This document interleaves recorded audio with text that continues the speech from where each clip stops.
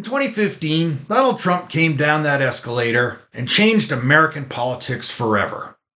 What followed was a relentless, coordinated campaign, not just from the media, and not just from political rivals, but from an entire system determined to stop him.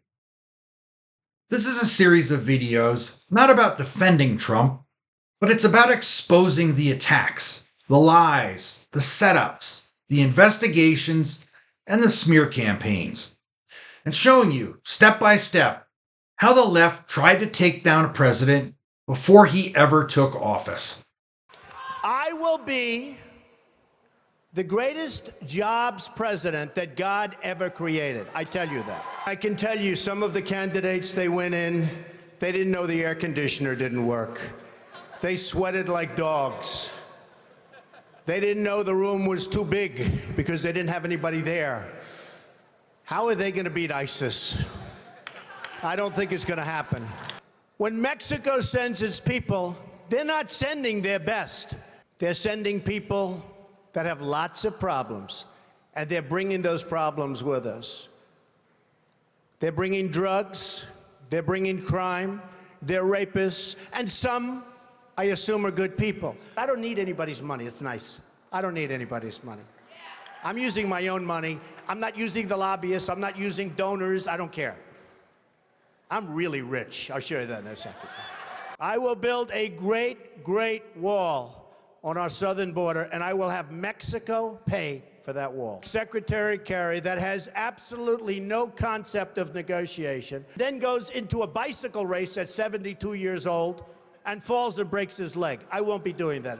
And I promise I will never be in a bicycle race, that I can tell you. Ladies and gentlemen, I am officially running for President of the United States, and we are going to make our country great again. And so, this is the moment the Make America Great Again movement was born. On July 15th, 2015, Donald Trump descended that escalator and delivered a speech that would shake the political world. He wasn't polished, he wasn't rehearsed. He was unapologetically real, and millions of Americans heard a voice they hadn't heard in decades. He spoke boldly about illegal immigration, declaring that Mexico was not sending their best, but instead sending criminals, drug dealers, and rapists. It was blunt, it was controversial, as Donald Trump always is, and it was exactly what Washington had refused to say out loud. The Democrats and the media made it their mission to destroy Donald Trump. Media wasted no time starting to call him racist and jumping on board because of his Mexico comments. First of all, Mexico, as in the government, is not sending anybody. So that's problem number one. But moving on, drugs coming in from Mexico is certainly a well-documented problem, oftentimes through underground tunnels. And experts say there is certainly an overlap between human and drug smuggling. But the vast majority of undocumented people caught at the border are nabbed on immigration charges, 89%, while drug trafficking charges account for just 5%, according to PolitiFact. So Trump's statement, they're bringing drugs, may be true, but is far from the complete story. Next, they're bringing crime.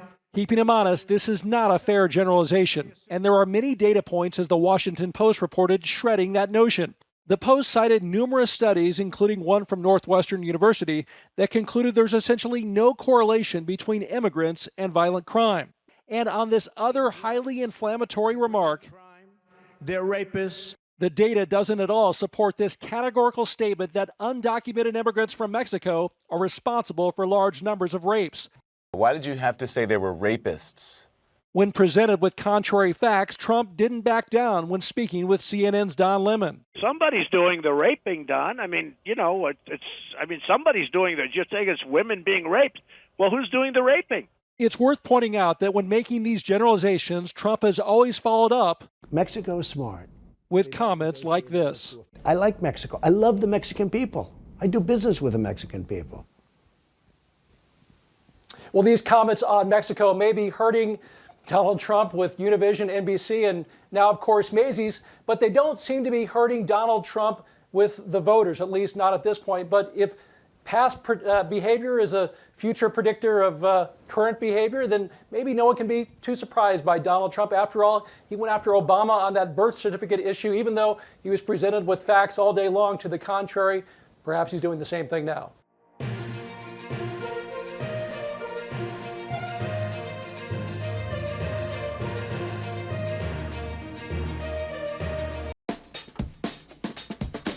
I'm getting ready for a lot of things.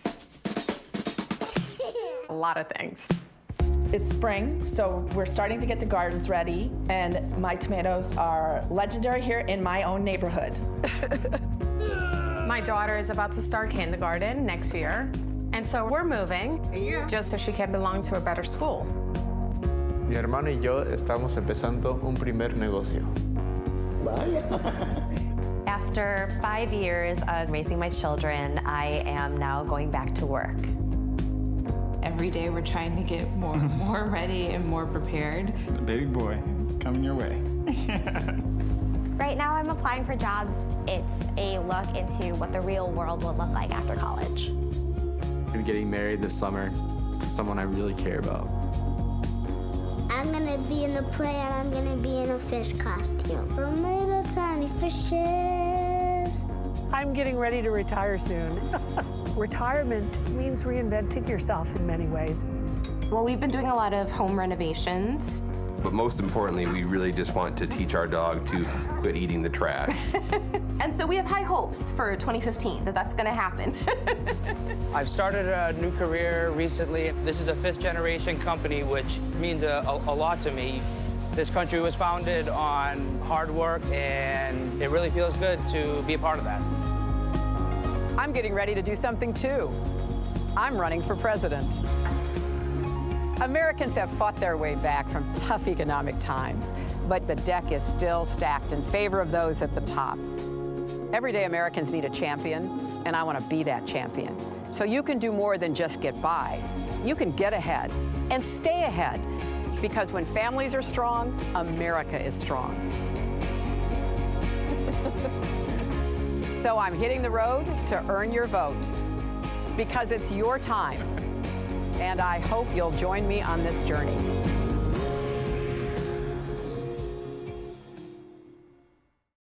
It was 2 months before Trump entered the race. Hillary Clinton launched her own 2016 campaign, and the media rolled out the red carpet. Her announcement was treated like a coronation, not a candidacy. Glowing coverage, softball interviews, and carefully staged rollouts. While Trump was mocked, ridiculed, and immediately labeled a threat, Hillary was celebrated as inevitable. And while Trump had announced his candidacy, he still had to win the Republican nomination. And there was a host of other Republicans to get through in order to get there. And there was some interesting times during that process. Here they are, positioned on the stage by how they stand in the polls. In the center of the stage tonight, businessman Donald Trump. Former Florida Governor Jeb Bush. Wisconsin Governor Scott Walker. Former Arkansas Governor Mike Huckabee. Neurosurgeon Dr. Ben Carson. Texas Senator Ted Cruz. Florida Senator Marco Rubio. Kentucky Senator Rand Paul.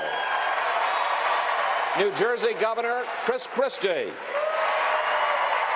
And your very own Governor of Ohio, John Kasich. Right from the beginning of the very first Republican debate, Donald Trump distinguished himself. Without further ado, let's begin. Gentlemen, we know how much you love hand-raising questions. So we promise this is the only one tonight. The only one.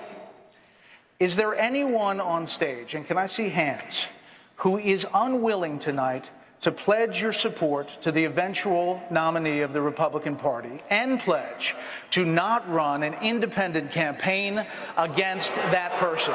Again, we're looking for you to raise your hand now. Raise your hand now if you won't make that pledge tonight. Mr. Trump. So,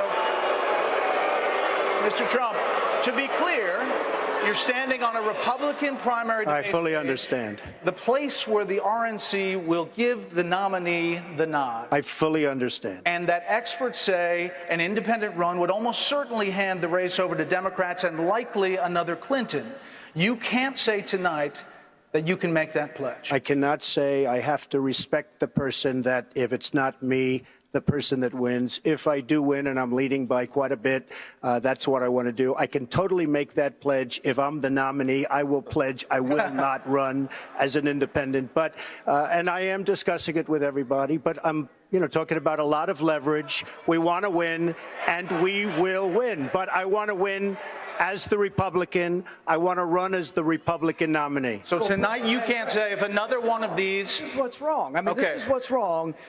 He buys and sells politicians of all stripes.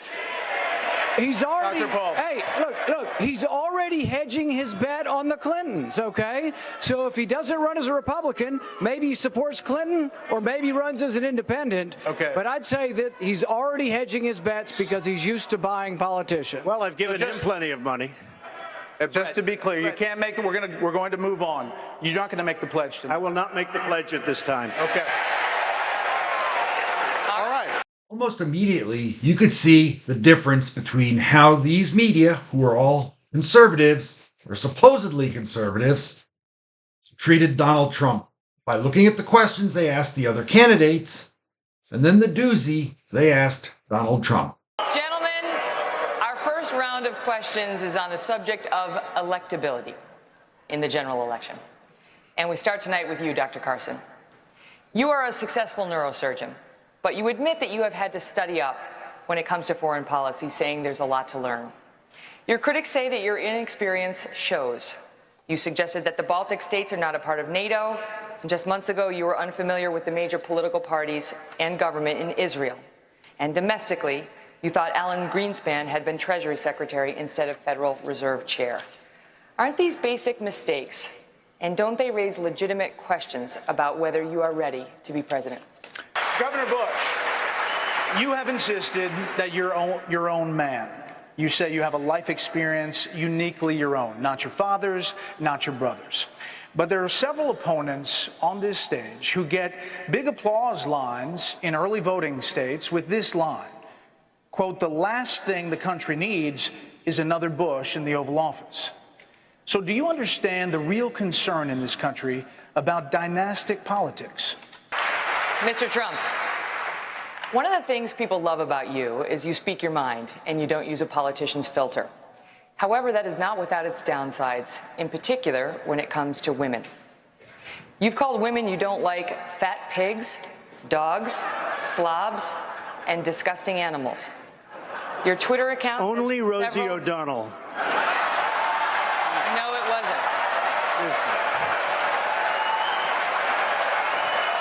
Your Twitter account...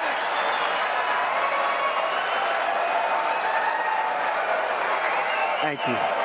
For the record, it was well beyond Rosie O'Donnell. Yes, I'm sure it was. Your Twitter account has several disparaging comments about women's looks. You once told a contestant on Celebrity Apprentice it would be a pretty picture to see her on her knees. Does that sound to you like the temperament of a man we should elect as president? And how will you answer the charge from Hillary Clinton, who is likely to be the Democratic nominee, that you are part of the war on women? I think the big problem this country has is being politically correct. I've been challenged by so many people, and I don't frankly have time for total political correctness. And to be honest with you, this country doesn't have time either. This country is in big trouble. We don't win anymore. We lose to China. We lose to Mexico, both in trade and at the border. We lose to everybody. And frankly, what I say, and oftentimes it's fun, it's kidding, we have a good time, what I say is what I say. And honestly, Megan, if you don't like it, I'm sorry. I've been very nice to you, although I could probably maybe not be based on the way you have treated me, but I wouldn't do that. But you know what? We need strength, we need energy, we need quickness, and we need brain in this country to turn it around. That I can tell you right now.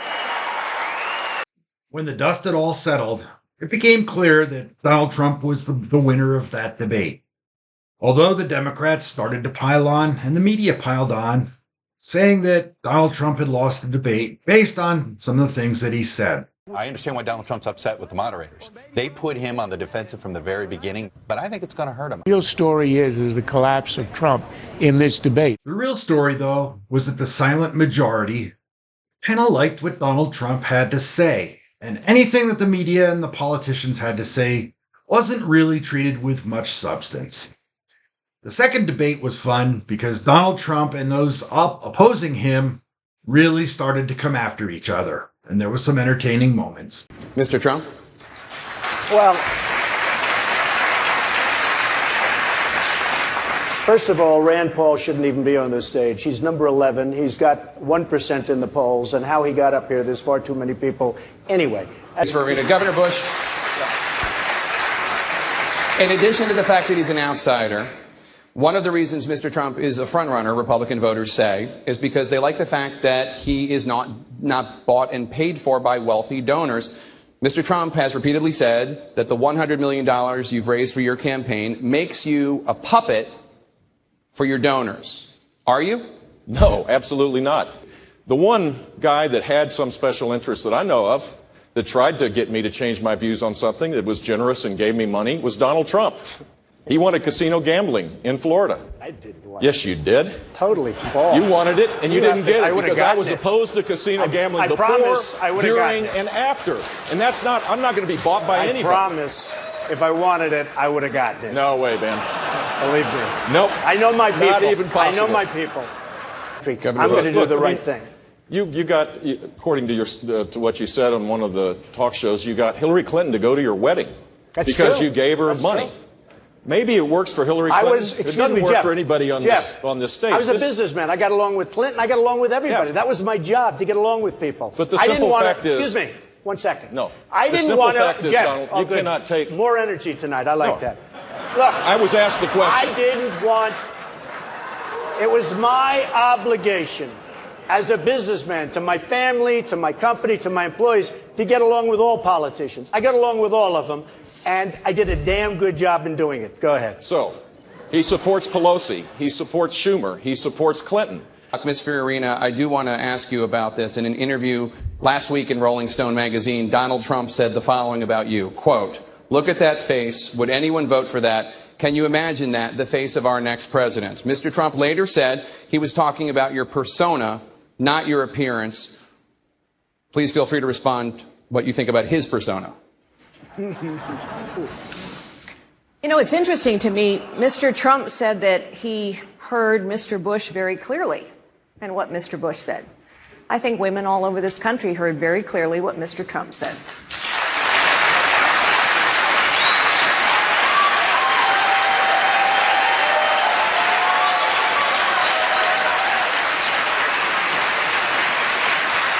I think she's got a beautiful face, and I think she's a beautiful woman. At the end of the day, it didn't matter what the Republicans, Democrats, or the media had to say about Donald Trump. His campaign was an unstoppable train rolling down the track. And here's a video of Donald Trump accepting the nomination for the Republican candidacy for president.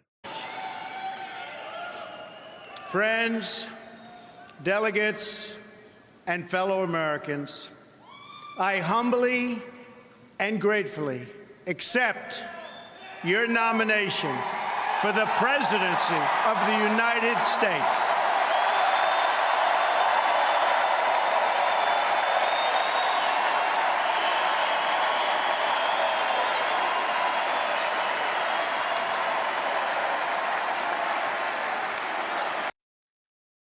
From the moment Donald Trump announced his candidacy, the attacks began.